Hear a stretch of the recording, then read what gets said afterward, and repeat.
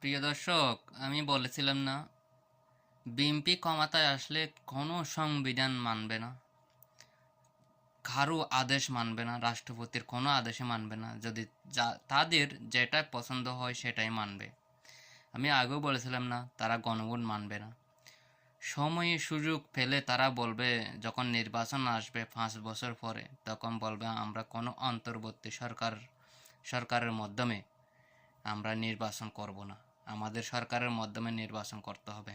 দেখেন আপনারা, আজকে বলছে না রাষ্ট্র সংবিধান দিয়ে চলে না, রাষ্ট্র ইমোশন দিয়ে চলে না, রাষ্ট্র সংবিধান দিয়ে চলে।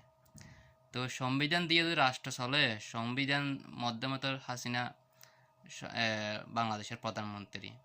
সংবিধান দিয়ে যদি রাষ্ট্র চলে, তাহলে 1500 শহীদ হতো না, 30,000 পঙ্গু হতো না। এখন বোঝা যাবে আপনাদের, যারা বিএনপিকে ভোট দিয়েছেন এবং হ্যাঁ ভোট দিয়েছেন, তারা এখন বুঝবেন।